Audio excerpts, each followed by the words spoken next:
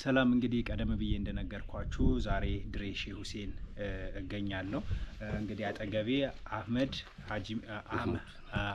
ሀጂ ማህሙድ እዚህ ይገኛሉ። እዚህ እሳቸው ትልቅ ሊግ ናቸው። እዚህ እንግዲህ እንደነገሩኝ ይካድማሉ እና ስለዚህ አካባቢ እየተዟዟረን እናያለን፣ ያስረዱኛል። እስኪ ከመጀመሪያው ጀምሮ ድሬ ሼህ ሁሴን መች ተመሰረተ? እንዴት ነው አመሰራረቱ? ውስጥ ምን ይመስላል? ጥንት ታሪኩን ያስረዱን እስኪ። ይፈቀዳሉ? ችግር የለውም አለ። ችግር የለውም። ይሄ እሳቸው ቁባ ነው። እሺ፣ ይሄ ትልቁ የተሰራ እሳቸው ሽገናቱን የተቀመጡ ቦታ ነው። እንደሰራው 900 ዓመት 900 ዓመት ነው። መልካም። ይሄኛው የልጃቸው ፋጡማ ነው። ይሄኛውስ መሐመድ ተማም ይባላል። መሐመድ ተማም የእሳቸው ልጅ ናቸው። ይሄኛውስ አሁን እኛ ያለንበት ይሄ እሳቸው ኻዲሞቹ ሞቱ ነው ቀብር ነው። ከዳሚ ዋናው አሁን የእሳቸው ስም ማን ነበር? የእሳቸው ሰይድ ሁሴን ሼክና ሁሴን ሼክና ሁሴን እሳቸው የሼ ኦኬ ሼክና ሁሴን በጣም አሪፍ። ከምን ተሰራ ይሄ? እንዴት ከምን ተሰራ? በእንጨትና በአፈር ነው? በድንጋይ በእንጨት በአፈር። ያ ጊዜ መሳሪያ የለም። ድንጋዩን በድንጋይ እነዚህ ነው ተሰራ እና ከሩቅ ሀገር መጥተው እዚህ እንትን ይላሉ፣ ዱዓ ያደርጋሉ። ከሁሉም ቦታ ከውጭም ይመጣሉ። ከ6 ወር 2 ጊዜ በአመት 2 ጊዜ አረፋ ገልገለ ጎባና ይባላል። በ6 ወር ረመዳንም በአረፋም በረመዳንም የሚመጣ ሰው አለ።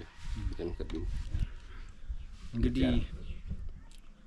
እስኪ ለኛም እንግዲህ ዱዓ ይደረግ እስኪ እንድንመጣ ሁሌ። ማነስ ነው? ዘሪሁን ይባላል። ዘሪሁን ሰይድ ሁሴን እስላም ክርስቲያን አይሉም። ዲሞክራሲ ናቸው። ስር ብቻ ንጹህ ይሁን፣ ውስጥ ንጹህ ይሁን። እዚህ የቆመው የለመነው ማልጠፍ የለም። እሳቸው የአላህ ባሪያው ስለሆነ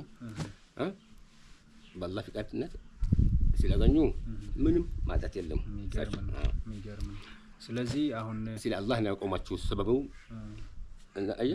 ስለቆማችሁ ያሰብክም ብዙ ጊዜ የለመክ አላህ ግጥም አላህ ያደርጋል። የሚገርም ግጥም አላህ ያደርጋው።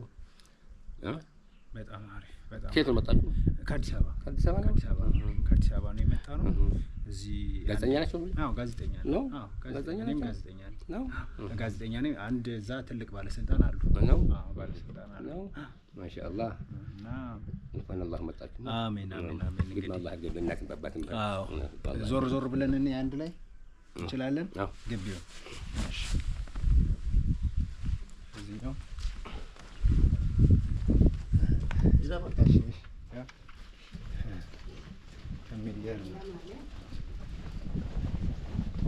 ይሄኛው አስፋው ምንድን ነው የሚባለው? ይሄው ዋን ይዞ ተቀምጦ ዘመን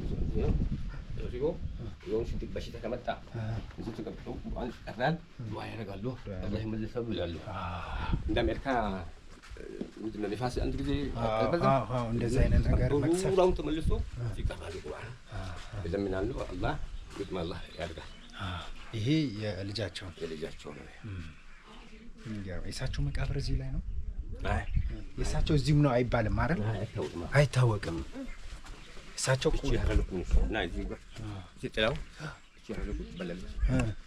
ንያን ይጠይቶ የጠጣውም አላህ ግጥም ያደርጋል። በሽታም ይወጣል። ያው ሀይጠጣ ይላል። ሀረልኩ ትባላለች እቺ። በዛ በኩልም ቁባ አለ። በዛ በኩልም ሲዳብ ዘጣ ድርጅ ይላል አለ። እዛም የሚገርም ነው። እስኪ እንየዋ